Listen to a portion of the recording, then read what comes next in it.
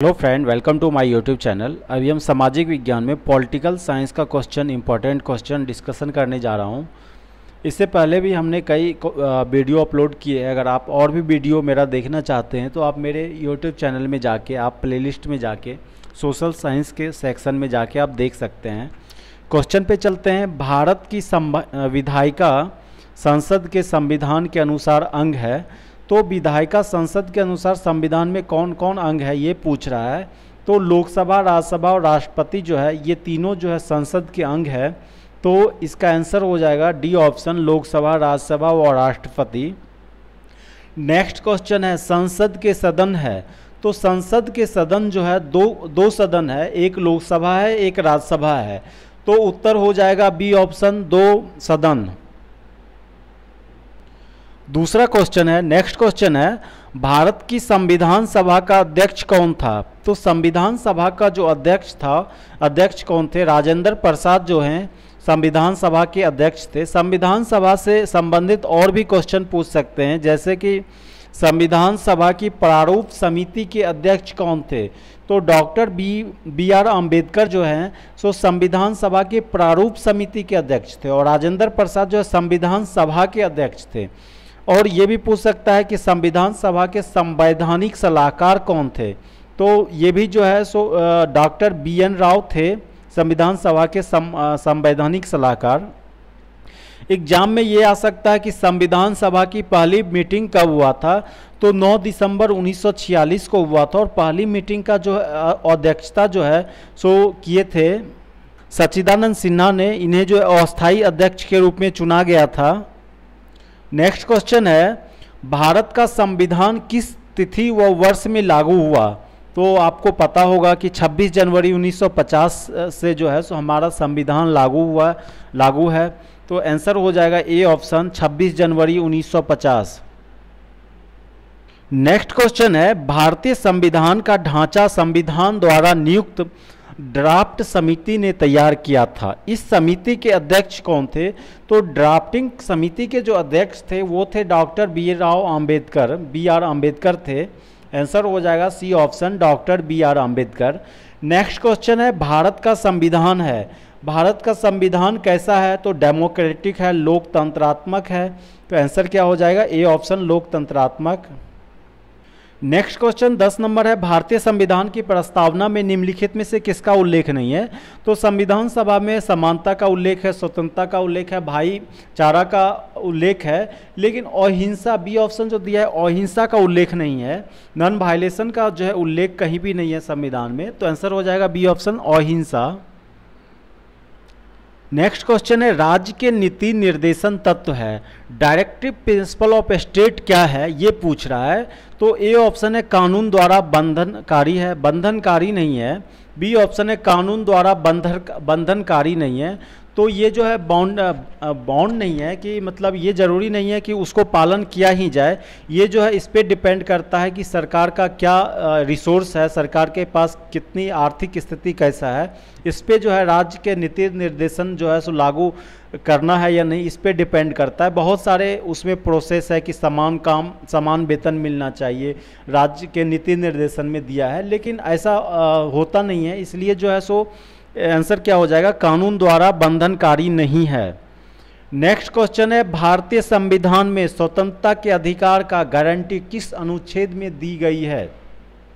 तो आपको पता है कि भारत में जो है सो नागरिक को बहुत सारे स्वतंत्रता दिया गया है, बोलने की आज़ादी, कहीं भी आप रह सकते हैं, बहुत सारे आज़ादी दिया गया है। तो यहाँ पे अनुच्छेद 19 के तहत जो है स्वतंत्रता का अधिकार दिया गया है। तो आंसर हो जाएगा आर्टिकल 19, अनुच्छेद 19, बी आंसर इसका करेक्ट हो जाएगा। नेक्स्ट क्वेश्चन है, कौन से मूल अधिकार को मूल अधिकार की श्रेणी से निकाल दिया गया है। तो संपत्ति का अधिकार, राइट टू प्रॉपर्टी को जो है सो संविधान से जो है सो इसको निकाल दिया है मूल अधिकार में से। इसको 44वां संविधान संशोधन के द्वारा इस अधिकार को जो है सो हटा दिया गया है।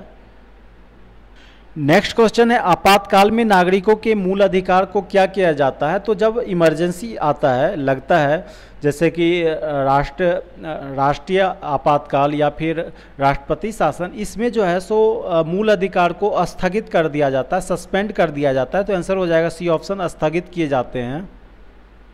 नेक्स्ट क्वेश्चन है, निम्नलिखित में से कौन भारत के संविधान की प्रमुख विशेषता नहीं है? कौन नहीं है ये पूछ रहा है। ए ऑप्शन देखिए, संविधान संसदनात्मक व्यवस्था स्थापित करता है, तो ये सही है, व्यवस्था स्थापित करता है। बी है, संविधान ने अस्पृश्यता का अंत किया है, तो संविधान ने जो है सो अस्पृश्यता का अंत कर दिया है। सी ऑप्शन है, केंद्र में द्विसदनात्मक विधानमंडल की व्यवस्था की गई है। केंद्र में जो है सो राज्यसभा और लोकसभा दोनों होता है, द्विसदनात्मक है, सही है ये भी। डी ऑप्शन दिया है, प्रत्येक राज्य में द्विसदनीय विधानमंडल होना चाहिए, मतलब क्या कि जो है विधानसभा और जो है सो विधान परिषद दोनों होना चाहिए, तो ये गलत है। प्रत्येक राज्य में जो है सो द्विसदनात्मक विधानमंडल नहीं है। बहुत सारे राज्य में, जैसे बिहार में द्विसदनात्मक है, लेकिन बहुत सारे राज्य में नहीं है, जैसे कि गुजरात में, यहाँ पे मध्य प्रदेश में नहीं है, राजस्थान में भी नहीं है, तो बहुत सारे जगह जो है सो द्विसदनात्मक विधानमंडल नहीं है। नेक्स्ट क्वेश्चन है, संविधान में दिए गए अधिकार को मूल अधिकार क्यों कहते हैं? तो इसका करेक्ट आंसर हो जाएगा डी ऑप्शन देखिए, क्योंकि उन्हें न्यायालय द्वारा लागू किया जाता है। हमारा जो मूल अधिकार है वो न्यायालय द्वारा लागू किया जाता है। अगर आपका मूल अधिकार अगर उल्लंघन होता है तो आप डायरेक्ट सुप्रीम कोर्ट में जाके आप अपील कर सकते हैं, तो ये जो है सो न्यायालय द्वारा लागू होता है, आप याद रखिएगा। नेक्स्ट क्वेश्चन है 26, निम्नलिखित में से कौन सा मूल अधिकार संविधान में सुरक्षित है? तो ए ऑप्शन है, रोजगार प्राप्त करने का अधिकार। आप सभी को रोजगार नहीं मिलता है, इसका अधिकार नहीं है। बी ऑप्शन है, सशस्त्र रखने का अधिकार, ये भी नहीं है।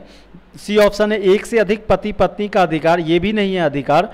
डी ऑप्शन जो है, भाषण विचार स्वतंत्रता का अधिकार, आपको बोलने की आज़ादी है, तो ये जो है सो मूल अधिकार संविधान में सुरक्षित है। तो आंसर हो जाएगा डी ऑप्शन, भाषण विचार स्वतंत्रता का अधिकार।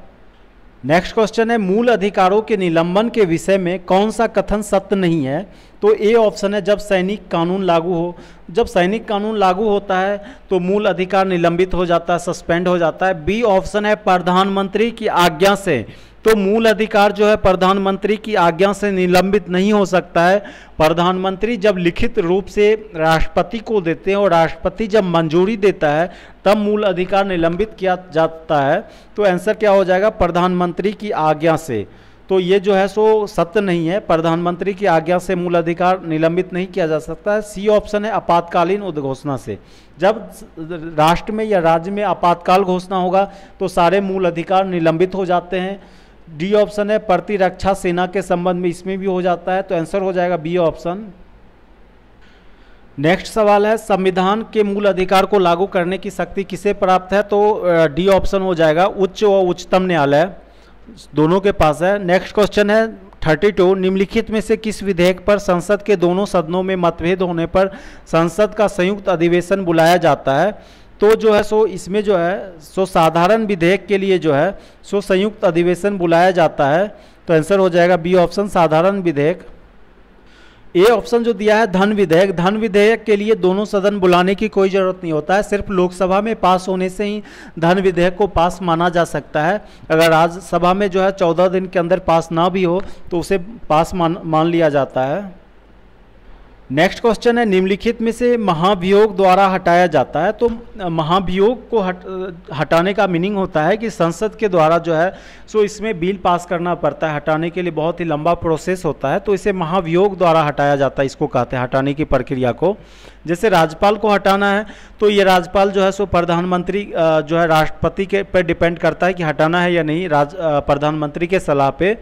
तो यहाँ पे लोकसभा का अध्यक्ष ये भी जो है सो हटाया जा सकता है जो है सिंपल तरीके से। लेकिन जो डी ऑप्शन जो है, महालेखा परीक्षक कैग जो होता है, उसे हटाने के लिए महाभियोग द्वारा हटाया जाता है। अगर कोई राष्ट्रपति को भी हटाना है तो महाभियोग द्वारा हटाया जाता है। तो आंसर हो जाएगा डी ऑप्शन, महालेखा परीक्षक। नेक्स्ट क्वेश्चन है, राज्यों के राज्यपाल अपने कार्यों के प्रति निम्नलिखित में से किसके प्रति उत्तरदायी होते हैं? तो राज्यपाल जो है सो राष्ट्रपति के प्रति उत्तरदायी तो होता है। तो आंसर हो जाएगा राष्ट्रपति, सी ऑप्शन, राष्ट्रपति के प्रति उत्तरदायी होता है राज्यपाल। नेक्स्ट क्वेश्चन है, राज्यों के हाईकोर्ट के चीफ जस्टिस और अन्य जज निम्नलिखित में से किसके द्वारा नियुक्त किए जाते हैं? तो राष्ट्रपति द्वारा नियुक्त किए जाते हैं राज्य हाईकोर्ट के चीफ जस्टिस। आंसर हो जाएगा ए ऑप्शन, राष्ट्रपति द्वारा।